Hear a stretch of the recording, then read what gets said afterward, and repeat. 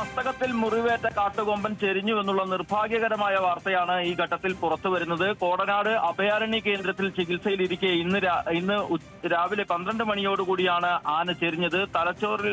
തലയിലുണ്ടായ മുറിവിൽ നിന്നും ശരീരത്തിന്റെ മറ്റു ഭാഗങ്ങളിലേക്ക് അണുബാധയുണ്ടായതാണ് മരണകാരണം എന്നുള്ളതാണ് പ്രാഥമികമായിട്ടുള്ള സൂചന. വെറ്റിനറി ഡോക്ടർമാരുടെ സംഘം ഡോക്ടർ അരുൺ സക്കറിയ അടക്കമുള്ള ഡോക്ടേഴ്സിന്റെ സംഘം ആനയെ പരിശോധിക്കുകയാണ്. ഇന്നലെ വരെ ആന 2 ദിവസമായി ആനയെ അഭയാരണ്യ കേന്ദ്രത്തിൽ താമസിപ്പിച്ചിട്ട് അവിടെ വെച്ച് ആനയ്ക്ക് അണുബാധ നീക്കുന്നതിനടക്കമുള്ള ചികിത്സയും മറ്റും നൽകി വരുന്നതിനിടെ രാവിലെ മുതൽ ആന അസ്വസ്ഥനായിരുന്നു. അതിനുശേഷം ഇത് മുന്നിൽ കണ്ട് ഡോക്ടർമാരുടെ നേതൃത്വത്തിൽ വിദഗ്ധമായ പരിശോധനകളും മറ്റും നടത്തി വരികയാണ്. 12 മണിയോടുകൂടിയാണ് ആന ചെരിഞ്ഞത്.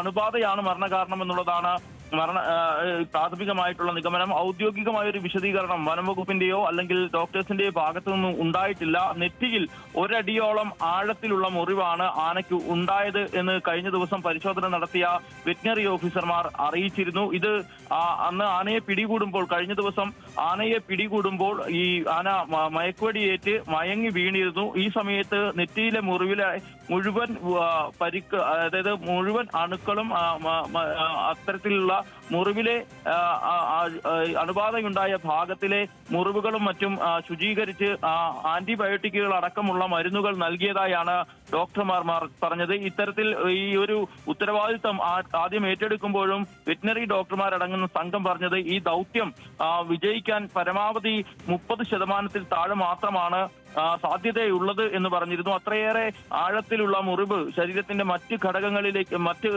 ഭാഗങ്ങളിലേക്കും വ്യാപിച്ചു. ഇതാണ് മരണകാരണമായിരിക്കുന്നത് എന്നുള്ളതാണ് സൂചനകൾ ലഭിക്കുന്നത്. ഔദ്യോഗികമായ ഒരു വിശദീകരണം ഇനിയും ലഭിക്കേണ്ടതുണ്ട്. അതിസങ്കീർണമായ ഒരു ദൗത്യമായിരുന്നു വനംവകുപ്പിനെയും വെറ്റിനറി ഓഫീസർമാരെയും സംബന്ധിച്ച്. ഇത് ആദ്യം ഡിസംബർ മാസം അവസാനമാണ് പറമ്പിക്കുളം വനമേഖലയിൽ നിന്നും ആതിരപ്പള്ളി PCK പ്ലാന്റേഷൻ പരിസരങ്ങളിലേക്ക് ആന എത്തുന്നത്. ആന എത്തുമ്പോൾ നെറ്റിയിലെ ഒരു മുറിപ്പാട് ഉണ്ടായിരുന്നു. 2 കൊമ്പുകൾ നെറ്റിയിൽ മസ്തകത്തിൽ കുത്തിക്കയറിയതിന്റെ പാടുകളായിരുന്നു ഇത് പ്രദേശവാസികൾ അടക്കം കണ്ട് വനംവകുപ്പിനെ അറിയിച്ചു. ഇതിനുശേഷം ഏറെ ദിവസങ്ങൾ കഴിഞ്ഞാണ്, അതായത് ഡിസംബർ അവസാന വാരം കണ്ട ആനയെ പിടികൂടി ചികിത്സ നൽകാൻ സാധിച്ചത് ജനുവരി 24-ന് മാത്രമായിരുന്നു. ആ 24-ന് ചികിത്സ നൽകുമ്പോഴും ആനയെ പിടികൂടി ചികിത്സ നൽകി പാർപ്പിച്ച് ചികിത്സ നൽകാൻ വനംവകുപ്പ് ഉദ്യോഗസ്ഥരുടെ ഭാഗത്തു നിന്നും തീരുമാനമുണ്ടായില്ല. അന്ന് ഡോക്ടർ അരുൺ സക്കറിയയുടെയും സംഘത്തിന്റെയും നേതൃത്വത്തിൽ ഈ ആനയുടെ പിടികൂടി നെറ്റിയിലെ മുറിവിൽ ആദ്യം ആനയെ മുറിവ് പറ്റിയത് വെടിയേറ്റ് ആണ് എന്നുള്ള പ്രചാരണം ഉണ്ടായിരുന്നു. അത്തരത്തിൽ വെടിയേറ്റ ആനയുടെ നെറ്റിയിൽ വെടിയുണ്ടയടക്കം ഇല്ല എന്ന് മെറ്റൽ ഡിറ്റക്ടർ ഉപയോഗിച്ച് കണ്ടെത്തി അത് ബോധ്യപ്പെടുത്തുകയായിരുന്നു പ്രധാനപ്പെട്ട ലക്ഷ്യം. അത്തരത്തിൽ ആനയുടെ നെറ്റിയിൽ മുറിവേറ്റ പാട് അത് കണ്ടെത്തി ആ മുറിപ്പാട് ശുചീകരിച്ച് മരുന്ന് വെക്കുകയും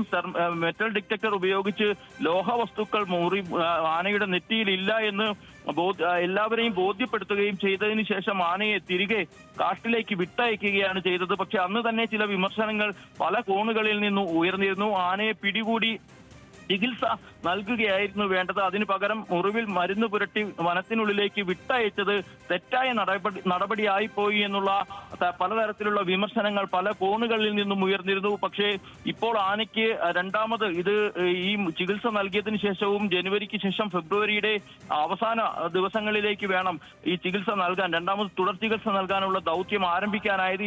ഈ സമയത്തിനുള്ളിൽ ആനയുടെ നെറ്റിയിലെ മുറിപ്പാട് വലുതാവുകയും ഇതിൽ അണുബാധയുണ്ടായി ശരീരത്തിന്റെ മറ്റ് ഭാഗങ്ങളിലേക്ക് അത് വ്യാപിക്കുകയുമായിരുന്നു. തലച്ചോറിനുള്ളിലേക്കും അണുബാധ വ്യാപിക്കുമെന്നുള്ള ഒരു കണക്കുകൂട്ടൽ ഉണ്ടായിരുന്നു. പക്ഷേ തലച്ചോറിനുള്ളിലേക്ക് എത്തിയിട്ടില്ല. തലയോട്ടിയിലേക്കും മറ്റ് ഭാഗങ്ങളിലേക്കും ഒക്കെ ഈ മുറിവിൽ നിന്നുമുള്ള അണുബാധ പടർന്നു പിടിച്ചതാണ് പ്രശ്നത്തിന് ഇടയാക്കിയത് എന്നുള്ളതാണ് ഏറ്റവും പ്രധാനപ്പെട്ട വിവരം. ഡോക്ടർ അരുൺ സക്കറിയ പിന്നെയും ആനയുടെ ചികിത്സയുമായി ബന്ധപ്പെട്ട പ്രതികരണങ്ങൾ നടത്തുമ്പോഴും അദ്ദേഹം പൂർണ്ണമായി വിജയിച്ചു ഈ ഓപ്പറേഷൻ എന്നുള്ള കാര്യത്തിൽ അദ്ദേഹം ഒരു പ്രതികരണം നടത്തിയിരുന്നില്ല. പക്ഷേ നമുക്ക് 1-2 ഘട്ടങ്ങൾ ദൗത്യത്തിൽ ആനയെ രക്ഷിക്കുന്നതിന് വേണ്ടിയുള്ള 1-2 ഘട്ടങ്ങൾ വിജയിച്ചുവെങ്കിലും പൂർണ്ണമായും ഇത് വിജയിക്കാൻ സാധ്യതയില്ല എന്ന് നമ്മൾ നേരത്തെ തന്നെ റിപ്പോർട്ട് ചെയ്തിരുന്നതാണ്.